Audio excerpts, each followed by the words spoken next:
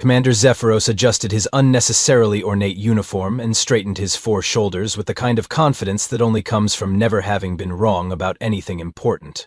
Well, technically he had been wrong about the whole "Pluto is definitely inhabited by warrior poets" incident, but that hardly counted since nobody talks about Pluto anymore anyway. "Attention!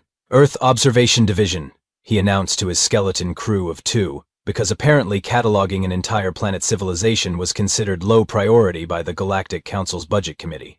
"Today marks a momentous occasion in xenological research." Dr. Quill, a nervous creature who looked like someone had crossed a praying mantis with an anxiety disorder, twitched at his workstation.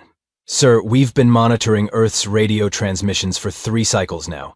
The humans seem to spend most of their time discussing something called student loan debt and arguing about whether pineapple belongs on pizza. I'm not sure how momentous—" "Nonsense, Quill." Zephyros waved all 4 of his arms dismissively. "Today we dive deeper than mere radio chatter. Today we access their visual archives, their historical documents, their cultural treasures." General Ironbark, whose species had evolved from something resembling a disgruntled tree stump, grunted from his corner. As military advisor, his job was primarily to point out why everything was a terrible idea, and he took that responsibility seriously. "Commander, perhaps we should stick to the standard observation protocols. The last time someone on this council got creative with alien research, we ended up classifying a species of sentient clouds as a moderate breakfast threat." Zephyros ignored him, as was tradition. His tentacles danced across the control panel with the enthusiasm of someone about to make a discovery that would definitely get him promoted to a better office with actual windows instead of that depressing view of the asteroid parking lot. "Behold," he proclaimed as the main screen flickered to life. "I have successfully infiltrated their global information network. Observe the vast digital libraries of human knowledge and experience." The screen displayed what appeared to be a catalog of something called Netflix.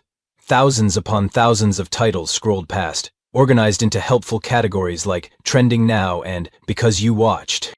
Dr. Quill leaned forward, his compound eyes whirring as they focused. "Sir, there seems to be an extensive collection labeled Horror. Perhaps these are historical accounts of their planet's natural disasters?" "Excellent deduction, Quill," Zephyros beamed, showing entirely too many teeth. "And look here, an entire section dedicated to thrillers and supernatural. Clearly documentation of their ongoing struggles with paranormal phenomena and high-stress survival situations." General Ironbark's bark-like skin creaked ominously. "Commander, shouldn't we perhaps start with something less intense? Maybe their educational programming? Something called Sesame Street appears frequently in their children's databases." "Absolutely not, General. If we're going to understand humanity, we must study their greatest challenges and their responses to existential threats. These horror archives are obviously their most important historical documents." Zephyros selected a title at random. "Ah, here we have The Texas Chainsaw Massacre, undoubtedly a detailed account of their industrial agricultural practices and the brave individuals who operate heavy machinery in dangerous conditions." Dr. Quill's nervous twitching intensified.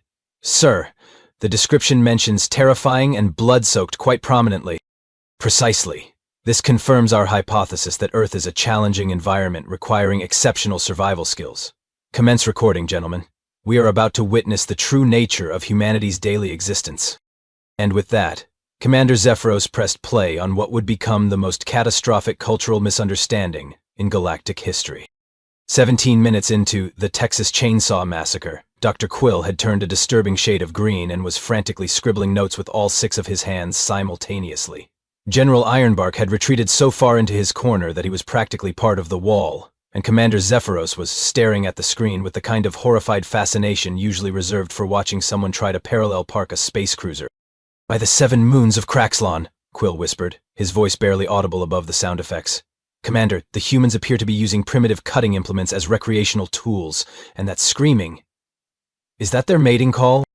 No, Quill. Clearly this is a documentary about their lumber industry," Zephyros replied, though his usual confidence had developed a slight tremor. "Notice how efficiently that individual operates the chainsaw. Remarkable dexterity for a bipedal species." General Ironbark's leaves rustled nervously. "Commander, I've seen military training videos with less violence. That human just ran through a forest for 20 minutes straight without stopping. Their endurance capabilities are unsettling." "Excellent observation. Make note of that, Quill." Humans possess supernatural stamina and can maintain peak physical performance under extreme stress. Zephyros paused the screen on a particularly unflattering close-up of Leatherface. And look at their adaptive camouflage techniques. This individual has fashioned protective facial coverings from local materials. Dr. Quill's compound eyes swiveled independently, a sure sign he was having a nervous breakdown. Sir, I don't think those are protective coverings. I think those are the facial features of other— Moving on, Zephyros interrupted quickly, selecting the next title. Ah, here's something called Night of the Living Dead, probably a cultural celebration or harvest festival. 2 hours later, the observation deck looked like the aftermath of a psychological warfare experiment. Dr. Quill had filled 17 data pads with increasingly frantic notes that mostly consisted of phrases like, "They don't die," and "Why are they eating each other?" scrawled in progressively more erratic handwriting. "Commander," Quill said, his voice cracking, "I need to update my previous assessment. The humans don't just survive in hostile environments. They continue functioning even after biological termination. They've achieved some form of post-mortem combat effectiveness." "Fascinating," Zephyros exclaimed, though he'd been quietly reaching for the pause button every few minutes. "Their medical technology must be extraordinary. Notice how quickly they recover from catastrophic injuries." General Ironbark had given up pretending this was normal. "Commander, that's not medical technology. That's reanimated corpses with an inexplicable hunger for brain tissue. And somehow the living humans are managing to outfight them using household objects and garden tools." "Precisely. This demonstrates their remarkable adaptability and resource management skills. When faced with a plague of undead adversaries, they improvise weapons from common domestic items." Zephyros switched to another title. "Let's see what else we can learn. The Exorcist sounds educational." By the time the head-spinning scene arrived, Dr. Quill had fainted 3 times, and General Ironbark was seriously considering early retirement. Commander Zephyros, however, had entered what could only be described as academic hyper-focus mode. "Remarkable.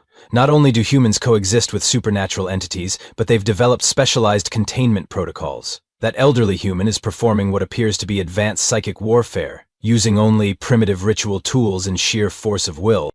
"Commander," General Ironbark managed weakly, "I think we should perhaps take a break and—" "Nonsense.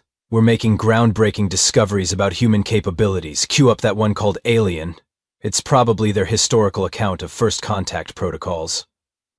And so, with the naive enthusiasm of a species that had never invented horror entertainment for fun, the 3 aliens settled in to learn about humanity's documented experiences with extraterrestrial encounters. What could possibly go wrong? Word travels fast in a space station the size of a shopping mall, especially when someone starts screaming about humans being unkillable death machines who treat dismemberment as a minor inconvenience. By the time Alien had reached the chest-bursting scene, half the observation deck was packed with curious onlookers who had come to see what all the fuss was about. Commander Zephyros, now pale green and sporting what could generously be called a 1,000-yard stare, was still attempting to maintain his scholarly composure. "As you can see, colleagues, when faced with a hostile extraterrestrial organism, humans demonstrate remarkable tactical ingenuity. Notice how the female survivor improvises weapons from industrial equipment." Ambassador Thornwick, a dignified mollusk-like creature from the diplomatic corps, had arrived just in time to watch Ripley torch the alien queen with a flamethrower. His tentacles went rigid with shock. "Commander, are you telling me that when humans encounter unknown alien species, their first instinct is to incinerate them?"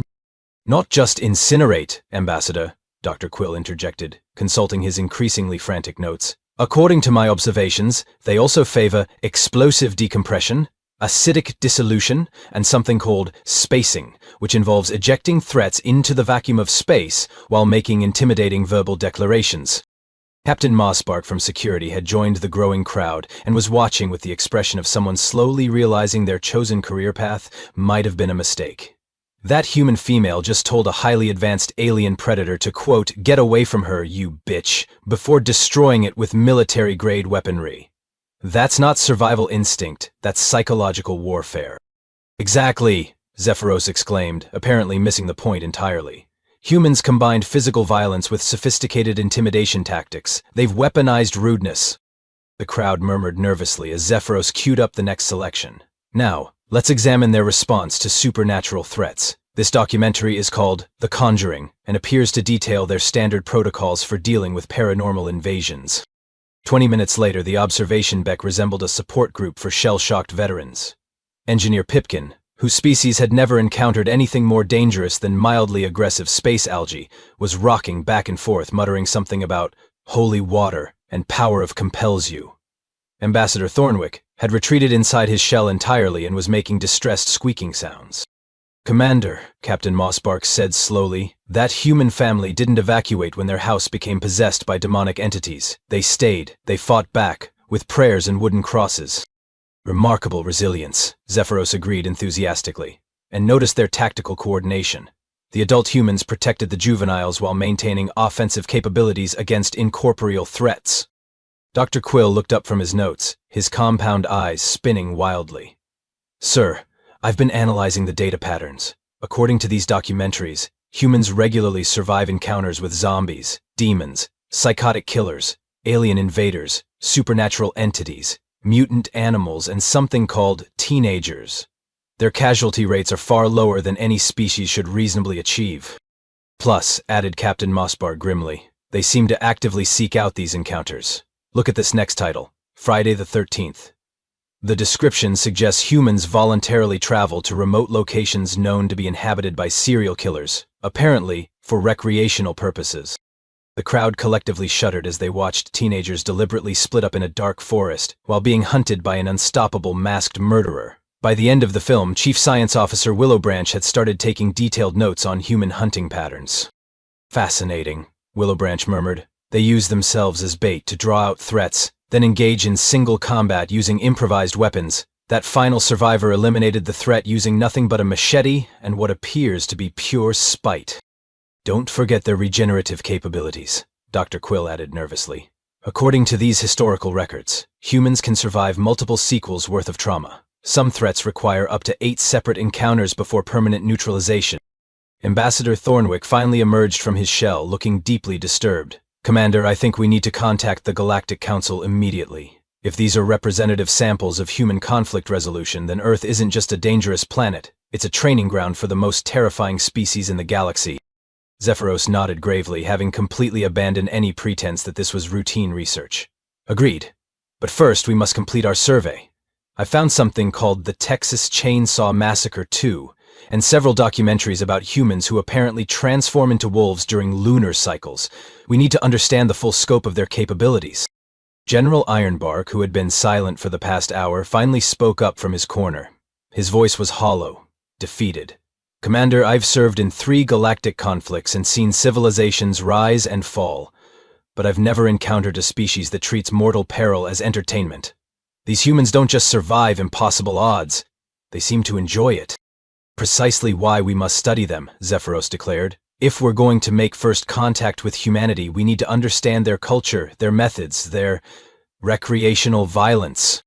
And with that ominous declaration, he pressed play on The Shining, blissfully unaware that he was about to learn why humans had coined the phrase, cabin fever. The growing crowd of aliens settled in with grim determination to document exactly what kind of nightmare species they were dealing with. After all, knowledge was power, and they were going to need all the power they could get. The Grand Assembly Hall of the Galactic Council hadn't seen this level of panic since the great asteroid shortage of 2847, when half the galaxy thought they were going to run out of things to mine. Representatives from 47 different species packed the amphitheater, their various appendages fidgeting nervously as they waited for Commander Zephyros to present his findings. High Chancellor Verdania, whose species resembled a cross between a butterfly and a very disappointed librarian, called the session to order with considerably less pomp than usual. "Commander Zephyros, you've requested this emergency assembly to discuss the classification of the planet Earth. The floor is yours, though I sincerely hope this is more substantial than your last presentation about aggressive space flowers." Zephyros stood at the central podium, his forearms spread dramatically, looking like someone who had stared into the abyss and found it staring back with a chainsaw. "Honored representatives, what I am about to show you will forever change our understanding of what constitutes a threat to galactic civilization." The massive holographic display flickered to life, showing the title card for Halloween, A collective intake of breath echoed through the hall as the assembled aliens recognized the now infamous horror archives that had been circulating through diplomatic channels for weeks. "This is Michael Myers," Zephyros announced as the masked figure appeared on screen. According to human historical records, this individual demonstrates several abilities that defy conventional understanding of biological limitations. Observe his persistence. The screen showed Myers surviving everything from gunshots to falls that should have been fatal, continuing his relentless pursuit of victims with mechanical determination. Ambassador Thornwick, now serving as expert witness, raised a trembling tentacle. "High Chancellor, we've documented 47 separate incidents where this single human terminated multiple targets while sustaining what should have been mortal injuries. He demonstrates supernatural resilience, tactical patience, and an apparent immunity to conventional weapons."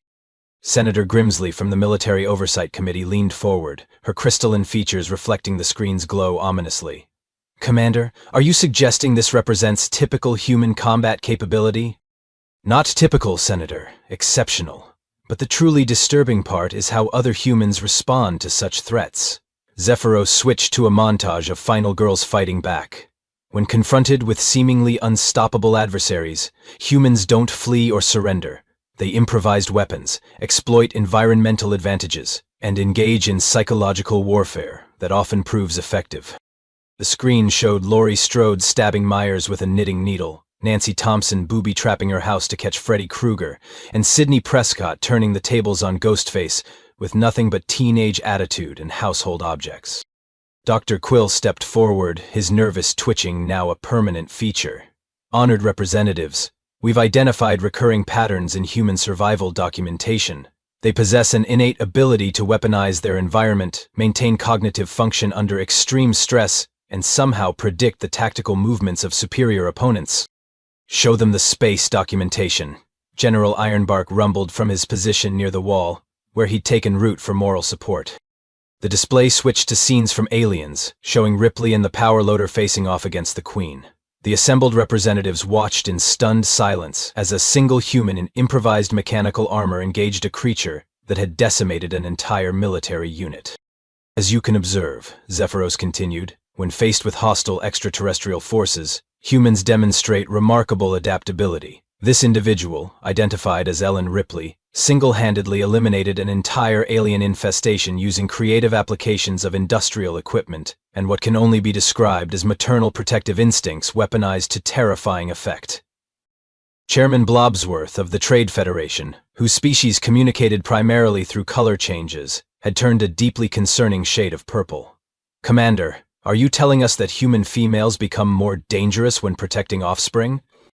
"Significantly more dangerous, Chairman. We've documented cases where human parents have eliminated threats that professional military units couldn't handle.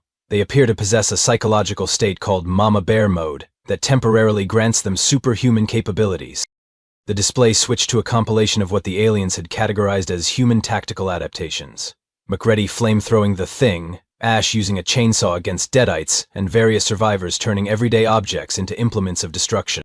"Furthermore," Dr. Quill added, consulting his increasingly thick files, "humans have developed recreational activities that serve as training for these encounters. They attend events called haunted houses, where they voluntarily experience simulated versions of these threats, apparently to improve their fear response and tactical thinking under pressure." Senator Grimsley's crystalline form had begun emitting a low, worried humming sound. "You're suggesting that humans train for combat against supernatural and extraterrestrial threats as a form of entertainment?" "Precisely. They've created an entire industry around exposure to terrifying scenarios.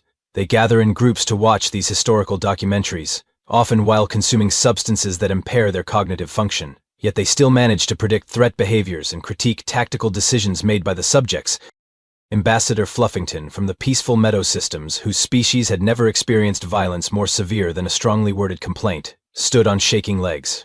"High Chancellor, if these humans are capable of eliminating supernatural entities and hostile aliens using improvised weapons, what does that suggest about their potential response to first contact?" The hall fell silent except for the nervous rustling of various alien appendages. High Chancellor Vidania's wings fluttered anxiously as she considered the implications. "Commander Zephyros," she said slowly, "in your professional opinion, what classification should we assign to Earth?" Zephyros straightened to his full height, his expression grave. High Chancellor, based on our extensive research into human capabilities and their documented responses to threats, I recommend immediate classification of Earth as a Class X deathworld, with a mandatory exclusion zone of no less than 50 light-years. The vote was unanimous. Not a single representative dissented, abstained, or even asked for a bathroom break first. Furthermore, Zephyros continued, I recommend that any species that accidentally encounters humans should immediately surrender and hope for merciful treatment. Based on their documented history, resistance is not only futile, but likely to result in creative forms of elimination, involving whatever happens to be lying around. And so, with the solemn gravity of a species that had just realized they were sharing the galaxy with apex predators who considered mortal peril a form of recreational activity, the Galactic Council voted to quarantine humanity before humanity even knew they existed. The motion carried 847 votes to 0, with 12 abstentions from representatives who had fainted during the presentation. Meanwhile, approximately 52 light-years away on the recently classified Class X deathworld, a species of terrifying apex predators was going about their daily business of being absolutely, completely, utterly normal. Jessica Martinez was having what she considered a perfectly ordinary Tuesday, which would have sent the entire Galactic Council into collective cardiac arrest if they'd known about it. She'd started her morning by watching a compilation of top 10 horror movie deaths while eating cereal, rating each demise on creativity and special effects quality. To the aliens monitoring Earth's communications, this would have appeared to be a tactical briefing on elimination techniques, delivered over breakfast with casual commentary. "Oh, come on," Jessica muttered at her laptop screen, spooning another bite of Lucky Charms. The head-spinning thing in The Exorcist is so obviously fake. If you're going to document demonic possession, at least make it believable. 3 sectors away, Dr. Quill was updating his files with intercepted human communications that confirmed their species' casual attitude towards supernatural threats and their sophisticated understanding of demonic manifestation patterns. At Riverside Community College, Professor Williams was teaching his horror in cinema class, completely unaware that his curriculum was being interpreted as advanced military strategy by a species of nervous insectoids. Now, as we can see from Ripley's Tactics in Aliens, the effective response to overwhelming force is strategic use of environmental advantages, he explained to his bored sophomore students, who were mostly there for an easy elective credit. She uses the industrial loading equipment as both protection and a force multiplier, demonstrating how humans adapt available technology for combat applications when facing superior opposition. Student Emma Thompson raised her hand. "Professor, isn't she just using the power loader because it makes for a cool final boss fight?" Excellent point, Emma. The filmmakers understood that audiences would find the David versus Goliath scenario compelling because it represents the human capacity for creative problem-solving under pressure. If the Galactic Council's Intelligence Division had been monitoring this conversation, they would have filed it under human military training disguised as educational programming, and probably increased Earth's threat level to Class XX+. Over at the Westfield Shopping Mall, the Halloween Horror Nights Planning Committee was having their monthly meeting in the food court, discussing their upcoming attraction lineup. Mall security guard Frank Patterson was explaining his concept for a new haunted house experience. "So, picture this," Frank said, gesturing enthusiastically with a half-eaten pretzel. "We theme it around alien invasion, right? Visitors have to navigate through this spaceship set while actors in alien costumes try to eliminate them, and the whole thing ends with a recreation of the power loader fight from Aliens." "That sounds awesome," replied Sarah Kim, the event coordinator. "We could even add some psychological horror elements, maybe some mind control scenarios. People love feeling like they're fighting back against impossible odds." "Exactly. And we make it interactive so visitors have to actually solve puzzles and work together to survive. Nothing gets people's adrenaline pumping like thinking they're about to be abducted by hostile extraterrestrials." The committee spent another hour enthusiastically planning elaborate scenarios designed to terrorize paying customers, who would voluntarily subject themselves to simulated alien attacks for entertainment. They discussed optimal scare tactics, costume design for maximum intimidation effect, and how to create the most realistic, life-or-death scenarios possible. In the Galactic Council's threat assessment files, this conversation would have been classified as human paramilitary training exercises and preparation for anti-alien, guerrilla warfare operations. Meanwhile, at Blockbuster Video, yes, this was a while ago, teenage employee Marcus Williams was having an in-depth discussion with a customer about the relative merits of different horror franchises. See, the thing about the Friday the 13th series, Marcus explained while restocking the horror section, is that Jason represents the unstoppable force, right? But what makes it interesting is watching how each group of victims adapts their survival strategies based on what they've learned from previous encounters. Customer Dave Rodriguez nodded thoughtfully. Yeah, and by the later sequels, the characters are way more tactically aware. They set better traps, they coordinate their responses, they've learned from past mistakes. Exactly. It's like watching human tactical evolution in real time. Each generation gets better at dealing with the threat. Plus, the final girls always get more resourceful as the series progresses. Tommy Jarvis doesn't just survive Jason, he actively hunts him down using psychological warfare and improvised weapons. To alien observers, this would have sounded like a strategic analysis of long-term conflict adaptation and the development of human anti-supernatural combat doctrine across multiple generations. Over in suburban Detroit, the Martinez family was having their weekly movie night, a tradition that would have horrified the Galactic Council beyond all rational thought. They democratically selected The Thing for their family bonding experience, complete with homemade popcorn and enthusiastic commentary. "Dad, why don't they just torch the whole base from orbit?" asked 12-year-old Tommy Martinez during the film's climax. "Because, son," replied his father Miguel, "sometimes you have to get close and dirty to make sure the threat is completely eliminated." Notice how McCready uses psychological tactics to identify the infected crew members before taking direct action. "Ooh, and look how he improvised weapons from lab equipment," added Tommy's sister Rosa. "Humans are really good at turning random stuff into dangerous things when we need to." Their mother Carmen nodded approvingly. "It's all about adaptability and keeping calm under pressure. That's what separates us from species that just panic and run." The family spent the rest of the evening discussing optimal survival strategies for various horror movie scenarios, rating different protagonists' tactical decisions, and debating whether they personally could survive encounters with different types of movie monsters. It was a perfectly normal family activity that would have been interpreted by alien intelligence as multi-generational combat training and indoctrination of human juveniles in anti-monster warfare protocols. Later that night, as the Martinez family peacefully slept in their suburban home, completely unaware that they'd been classified as part of the most dangerous species in the galaxy, emergency broadcasts were being transmitted across 47 different star systems, warning all civilian and military vessels to maintain maximum distance from the Sol system. The humans, meanwhile, were dreaming normal human dreams about things like upcoming dentist appointments, whether they'd remembered to turn off the coffee maker, and that recurring nightmare about showing up to work in their underwear. Not a single one of them was dreaming about conquering the galaxy or developing new methods of interstellar intimidation, which somehow made them even more terrifying to the species that were now convinced humanity was playing a very long and very sophisticated psychological warfare game. 15 years later, the day that would forever be remembered as the Great Surrender of 2387 began like any other Tuesday for Captain Rebecca Torres of the UES Endeavour, humanity's first faster-than-light exploration vessel.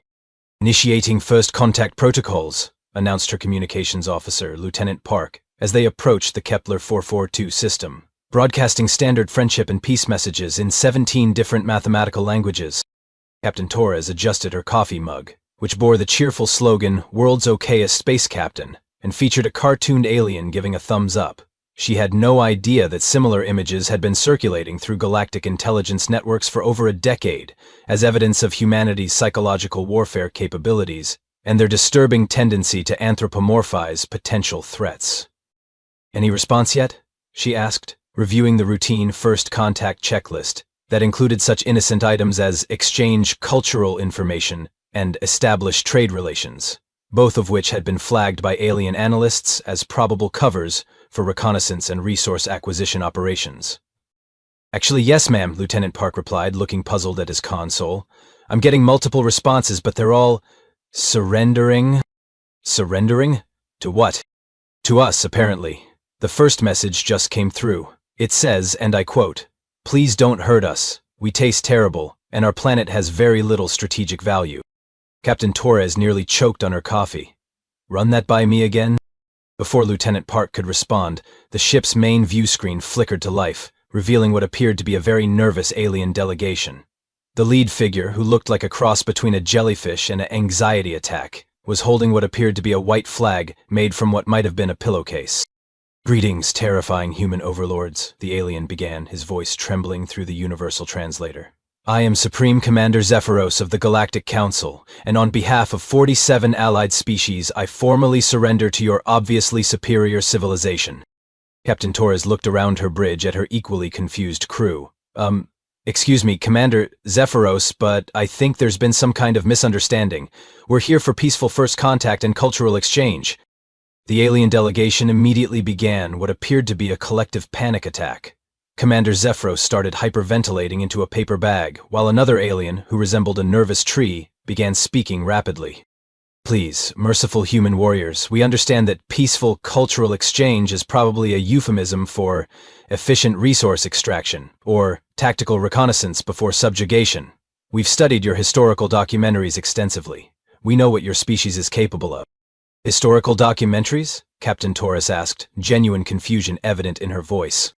Dr. Quill stepped forward, still twitching after all these years, carrying what appeared to be an enormous filing system. We have detailed records of your species' encounters with extraterrestrial threats, supernatural entities, undead plagues, and various forms of hostile wildlife. Your tactical adaptability and survival capabilities are impressive. I'm sorry, could you be more specific about these historical records? Zephyros, having recovered enough to speak, activated a holographic display showing scenes from Aliens, The Thing, Independence Day, and Predator.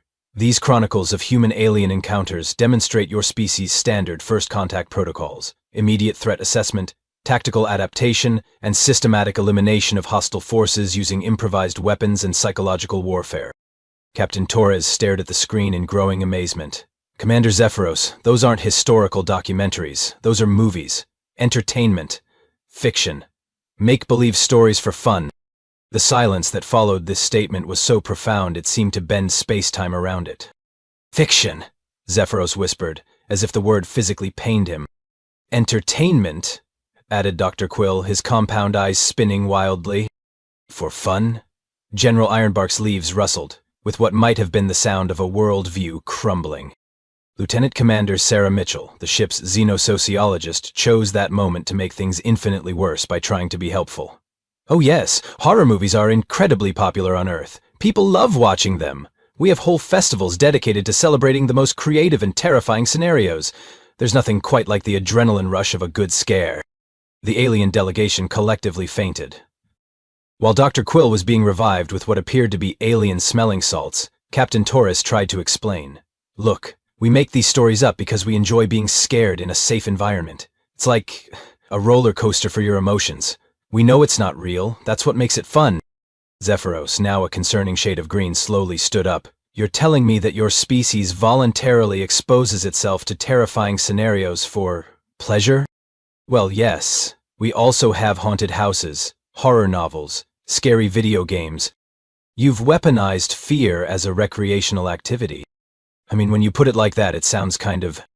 Do you have any idea? Zephyros interrupted, his voice rising to a pitch that probably violated several noise ordinances. How many sleepless cycles I've spent wondering what kind of hellish military training could produce a species capable of eliminating supernatural threats with improvised weapons and witty one-liners?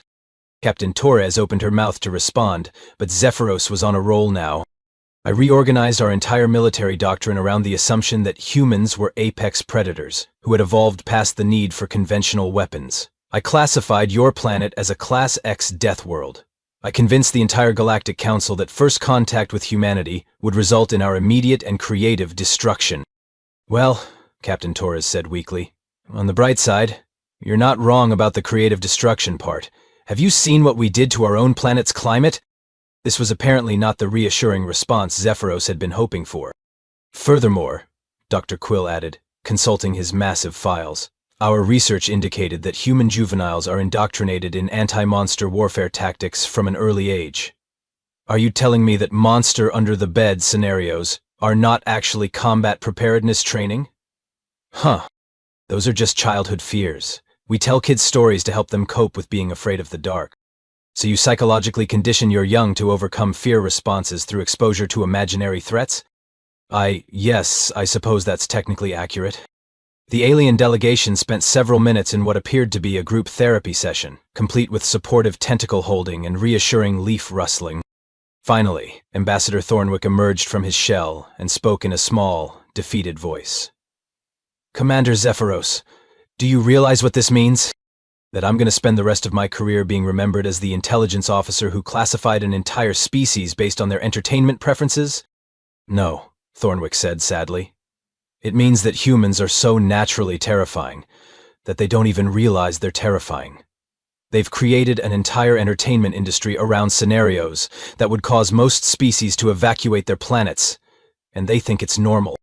Captain Torres looked around at her crew, who were trying very hard not to laugh. "Look, I can see how there might have been some confusion, but we really are here for peaceful contact. We're explorers, not conquerors." "That's exactly what a terrifyingly competent species would say," General Ironbark muttered. And so, the greatest first contact misunderstanding in galactic history was resolved with humanity accidentally confirming their reputation as the most psychologically resilient species in the galaxy, simply by explaining that they enjoyed being scared, for fun. The Galactic Council eventually lifted the quarantine on Earth, but maintained a respectful distance from any species that considered alien invasion a valid theme for children's birthday parties. As for Commander Zephyros, he was indeed promoted, and now serves as the galaxy's leading expert on human recreational psychological warfare, a position that mostly involves watching horror movies and taking detailed notes on human tactical responses to impossible situations. He's actually gotten quite good at predicting plot twists, though he still jumps at the scary parts. Some things never change,